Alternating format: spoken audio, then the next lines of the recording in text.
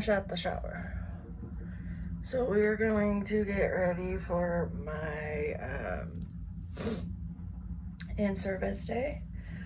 And we're going to catch you guys up on everything. So I have not filmed in well over a year. I think it's been quite a while. So I don't know where to begin. So we're just gonna see how this goes. So I got my makeup over here and then we're just gonna talk, okay? So the last time I filmed, it was a hot minute, right? It's been a hot minute. And I was still living with my parents at the time. Well, as you clearly can see, I no longer live with them. And the reason that is because I was evicted.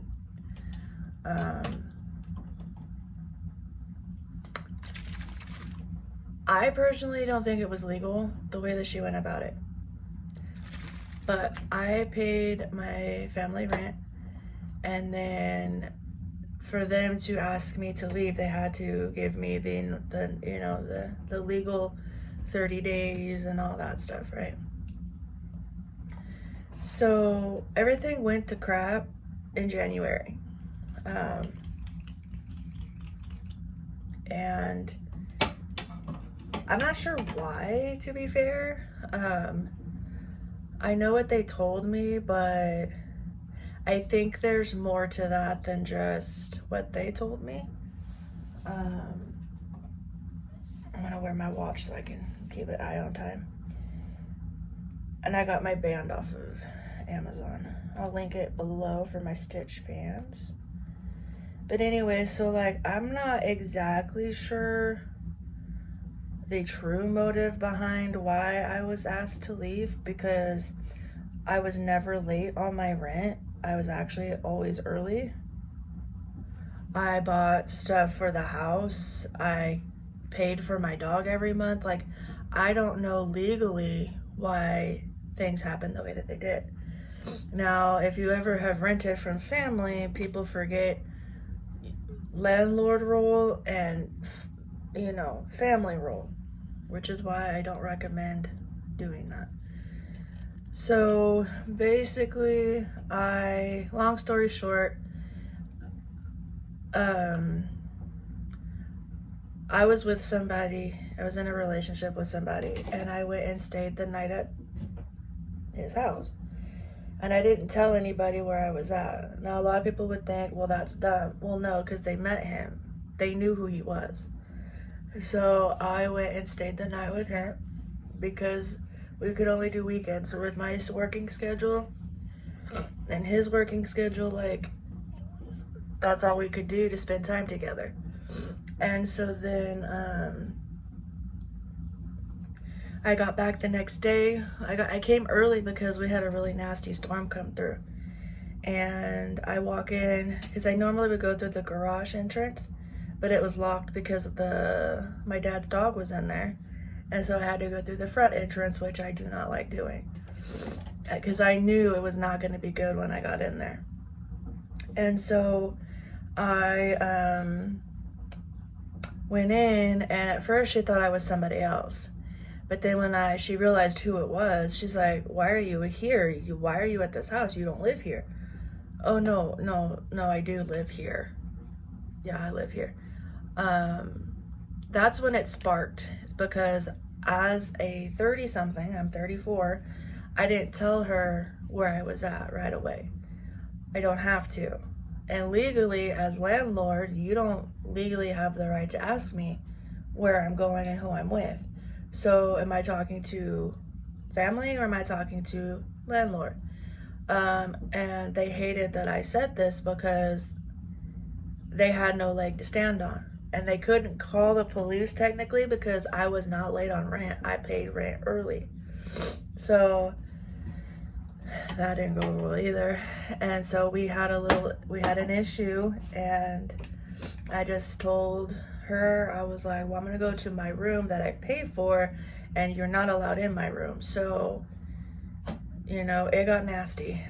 And then I found out later that she had sent a message to now my ex and stated that I was unstable and he has kids and to keep me away from his kids. So that crossed a line with me. The other line that was crossed is telling somebody that I'm unstable. Now, I have been through a lot. If you know my story, you know what I've been through, okay? I've been through a lot. I lost my husband at 31. This June will be 4 years he's been gone, okay? He unalived himself, basically, is what happened. For those of you who don't know. And so that's already hard enough as it is, okay? Because we were together 12 years. Like, it was not just a new relationship or whatever. I was with him for 12 years. We were married for 10. And a lot of people don't think our marriage was legal, but it is legal. It was legal. I'm not sure why nobody believed that. I don't know. But it was a legal marriage. We did get legally married in San Francisco. I have the marriage certificate, so I'm not exactly sure. And my last name's Hernandez, and you have to have paperwork to change your last name, so I'm not sure why people still don't believe that it was a legal marriage, but it was. So anyways, I have been through that. My parents and I have never had an amicable relationship. So that was not helping. And so the first year of after he died, it was a very rough year for me. But then I decided, you know what? I just need to get life going again, you know? I did take time to grieve for the most part, but I didn't deal with it. If that makes sense. Like, I took time off of what I was doing, but I didn't use the time wisely. So fast forward, I moved home because I was not doing well on my own. It's not that I couldn't cover bills, it was that I just was making some really dumb decisions and I needed a fresh start. I needed to get my life together, right? So I moved home. Then this incident happened. Everything else was fine before then. This just came out of nowhere. And so then, once that happened, I don't even think it was a full week yet after I was served the 30-day notice, mind you. Nothing in my lease that she stated the reason why I was being evicted, none of it was in my lease. I never broke the lease. If you're gonna quote law, you might want to know what the law states, because my lease stated that if I wanted to bring somebody over to the family home, I had to ask about it. Which, in that case, I understand, because it's not just me and my parents that live there. There's other people that live at that house. I never brought anybody over to the house.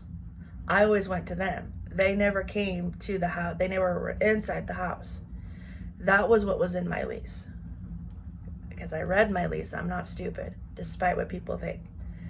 So she was telling me that the reason why I was being kicked out was because my room was not clean.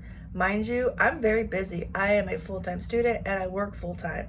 I don't always have time to come home and do 5 hours worth of chores. Like, there's just no way. I do my work for 8 hours. I come to home and do my schoolwork. I eat and I go to bed. Rinse and repeat. That's what I do for 5 days. So my room was a little messy, but it's not like a hoarder issue, okay? And second of all, she was not allowed in my room, so I don't even know why or how she even knew this, because she wasn't allowed in my room. I made that abundantly clear. That's my room. That's my boundary. You don't go in there. Nothing. But she had been in there. And so that I didn't like either, because that means that she was doing stuff when I was at work that she didn't have permission to do. So if anybody broke any law or did anything illegal, it was her, not me. Make that clear. So then, it gets better. I think it was less than a week after I was served this paper saying I had 30 days to get out, which I was already looking for a place way before this. She I wasn't even home from work for not even 30 minutes. I hadn't even changed my clothes yet. I hadn't even gotten my computer turned on for school. Like, I had got nothing done. I just got home. And I hear this knock at my door, and I'm like, oh, that's not a normal knock, because I know who, by knocking, who is at my door. I was like, oh, that's not good.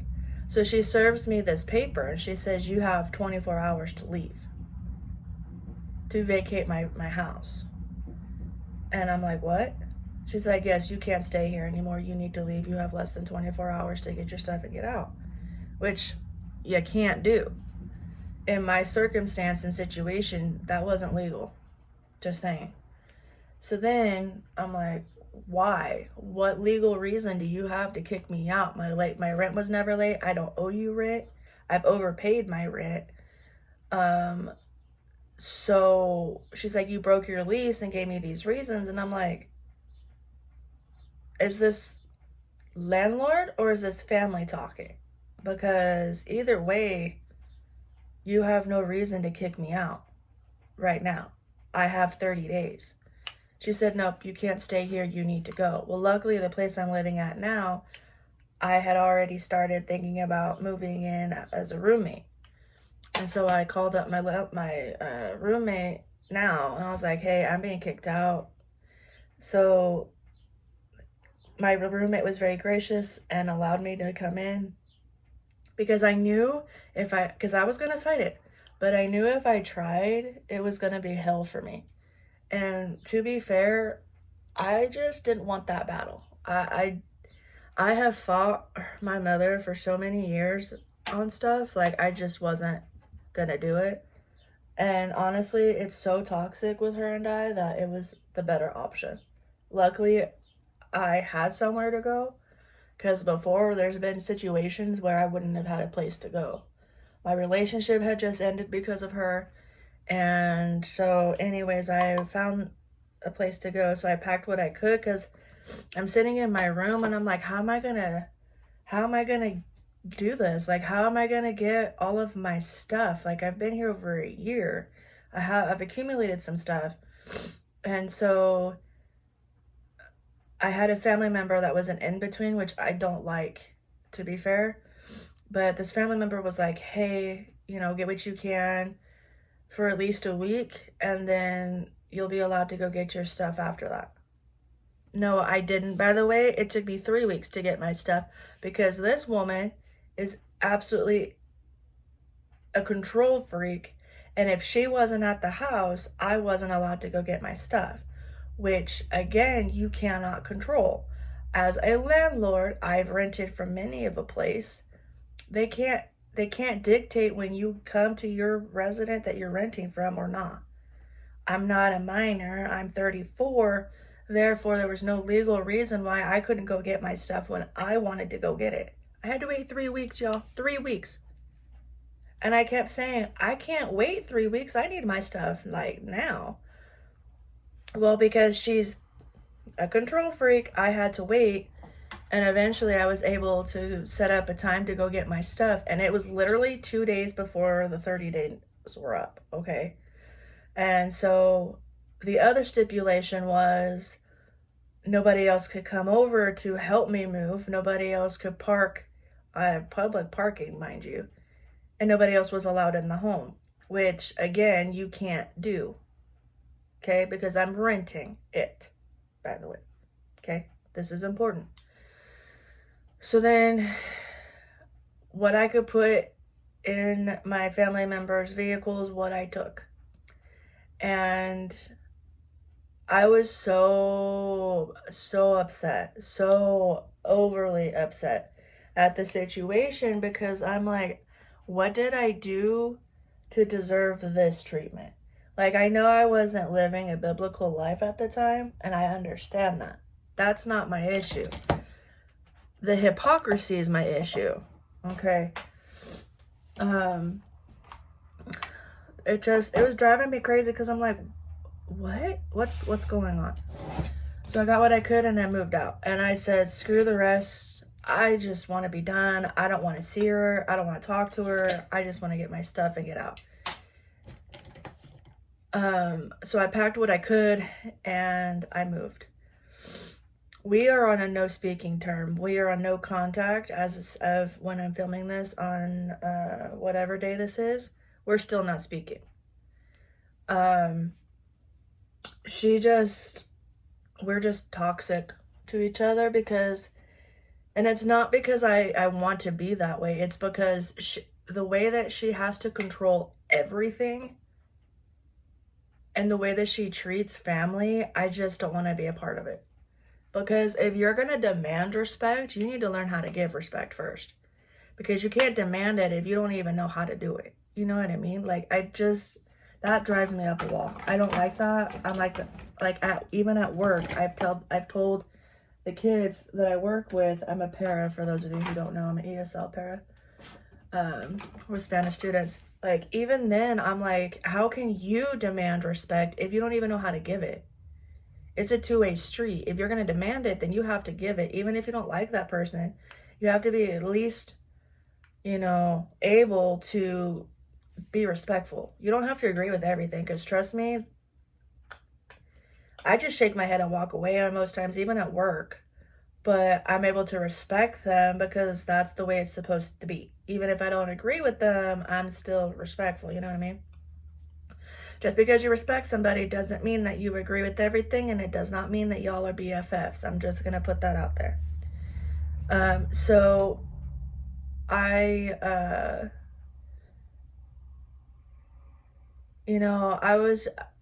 I wasn't surprised. I was more upset.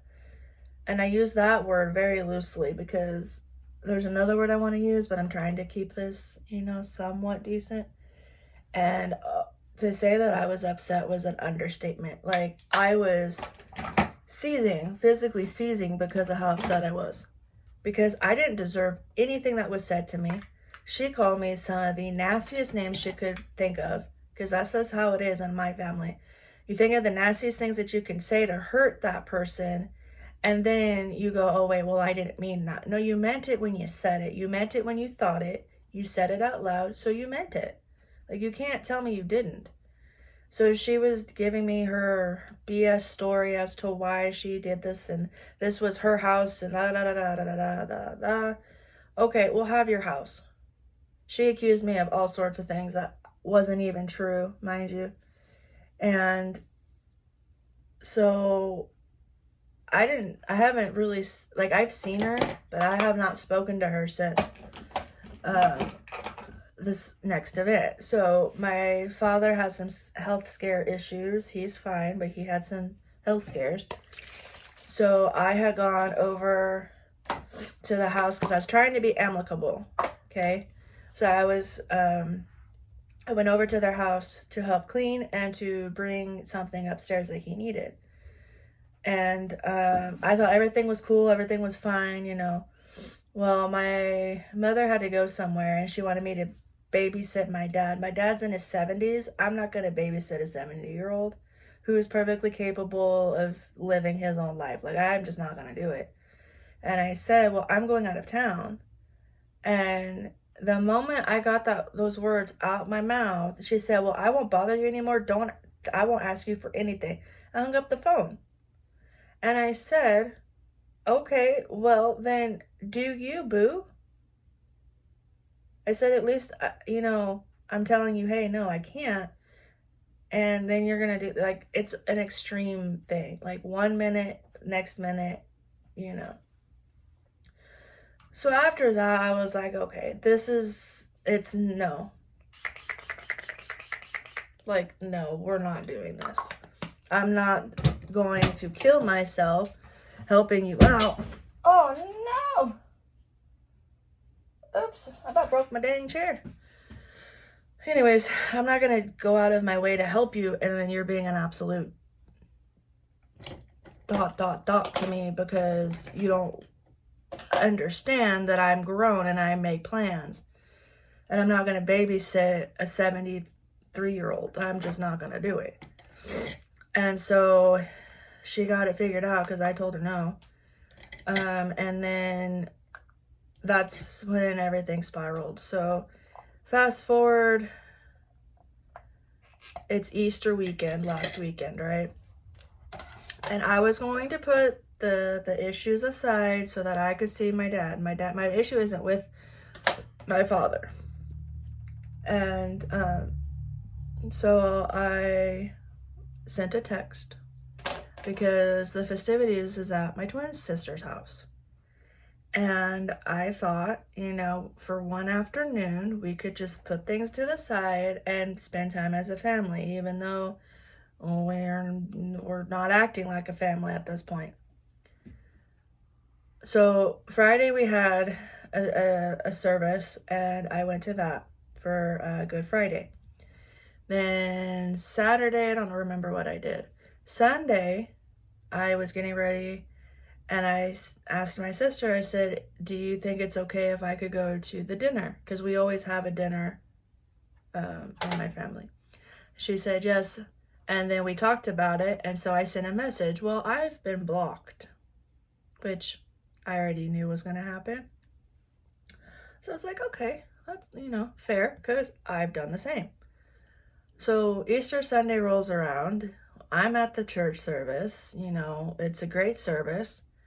I don't even get my feet out the door, and I hear, if she's coming, we're not going. Okay. See, what bothered me about that is when I lived in this household, I was told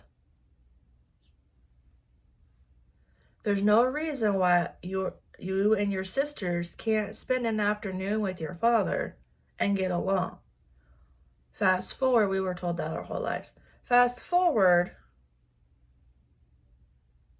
you're not gonna go if I go? Do you understand the hypocrisy I'm seeing here? So I was like, you know what, screw it. So I came home, and to say that I was pissed is an understatement. When I get really upset like that, I cry just to relieve all of that emotion. So I'm crying, not because I'm weak, don't get that twisted, but because that's how I deal with very high, intense negative emotions, which we'll get into. And I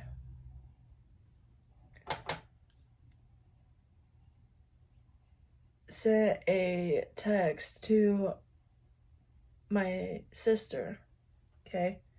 And I told her, I said, this is ridiculous. Like, I shouldn't have to be, you know, like, this is dumb. And, you know, moving forward, family events, I'm not going to go. She's going to be there. And I was told, yeah, I understand. I know it's hard, blah, blah, blah, blah. Because she's making them choose me or her. And I'm not going to be a part of that. So I'll go see them when I want to go see them, and we're just gonna leave it at that. And so I told my sister that, and she's like, I understand. So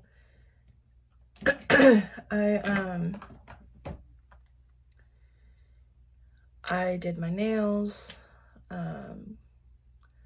I slept because I was so tired from just physically and mentally exhausted. And I had a pretty good Easter for the most part, but it just, the hypocrisy of it all is what irritates me. The control, the narcissism, the manipulation, it's insane. I don't understand it. I truly don't, I don't get it. I'm gonna do my eyeliner, I'll be right back. Okay, eyeliner's done. So anyways, I'm just sitting here going, what? And so any hopes of me fixing it with her is gone. And I'm done. I just, it baffles me. It baffles me that you say you love your kids unconditionally, yet your love has so many conditions on it that it's impossible to know when you're being sincere or not. Because another issue was, I went to a mental health program in last July because my mental health has been not good.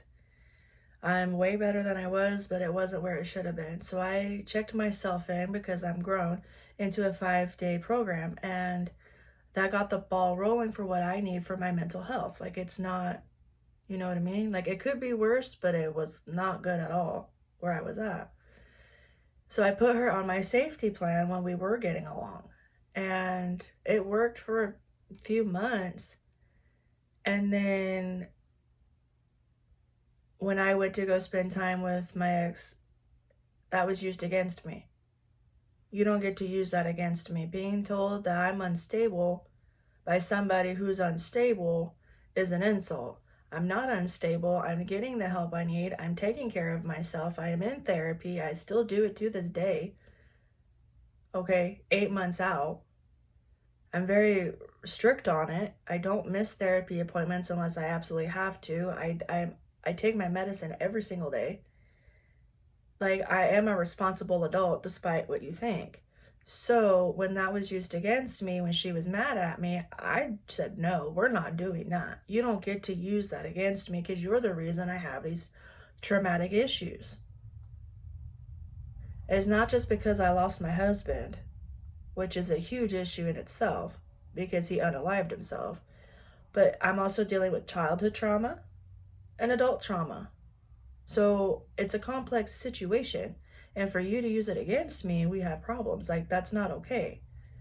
And so I took her off my safety plan because I don't want her anywhere near my mental health plan. I've put other people on my safety plan. If you've never been through it, this sounds crazy, but it's to help keep the close people around you. Anyways, so that was already an issue for me as it was. And you don't get to say, oh, I'm here for you, you know, I want to help you, blah, blah, blah, for the public eye. But in private, you use it against me because I was told that I was using my mental health to get out of stuff. No, I've never done that. I've said I've had bad mental days, but that didn't mean I didn't go to work that day. That didn't mean anything. That just meant, hey, just warning you, if I seem a little off, this is why. It was not because I was trying to get out of anything. So there was that. And we'd all go to the same church, but I don't sit with the family. I sit in my own pew because I'm my own person and I can do that. So, and I sit up front. They sit behind me, so I don't even have to worry about being stared at. She can stare at me all she wants to. I don't give a damn. But this way, you know, I'm not just, you know, right there. So my issue that I have with her is don't say you're there for me, and then when I need you, you're nowhere to be found, and then when I'm thriving, you throw it in my face. This woman was trying to get me fired from my job that I work very hard at, and I'm a huge advocate for mental health. And for you to threaten my livelihood, I have a problem with that too. So,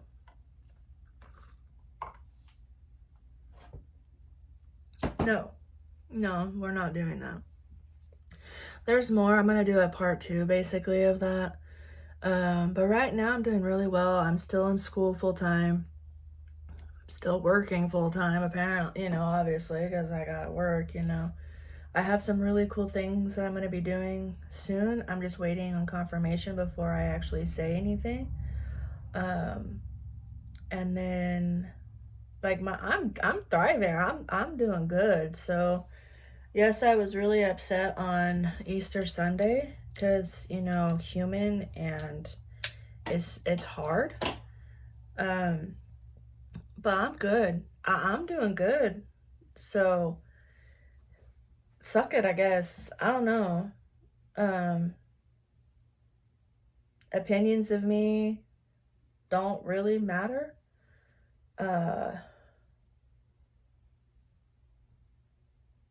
You know, at this point in my life, I've been through so much where nothing really phases me anymore. And I have a therapy appointment today. So I have in-service. I'm going to come home and I'm going to do my therapy. Depending on when I get out, I might go to a women's Bible group because I'm getting more involved in the church that I go to. It's going to be a great day, but you know, it's just like it astounds me the amount of hypocrisy that I have to deal with. It astounds me that a grown woman thinks that that's okay. You know what I mean? And I've never really spoken about my childhood trauma or anything online before because I was ashamed of it and I didn't want retaliation. But you know what? I'm over that. Like, if you're going to fight me on it real hard, then it must be true. You know what I mean? And I have nothing to gain if you feel like this isn't the truth. I have nothing to gain. I'm being vulnerable, which I don't like being vulnerable, but at the same time, I know I'm not the only one that's got no contact with family members. That will not change. I know a lot of people say, oh, you need to give it some time. No, I've given it 30 years and nothing's changed. It's gotten worse. And so I don't plan on changing this anytime soon. And a lot of people are saying, well, you know, the Christian way. No. See, here's the thing.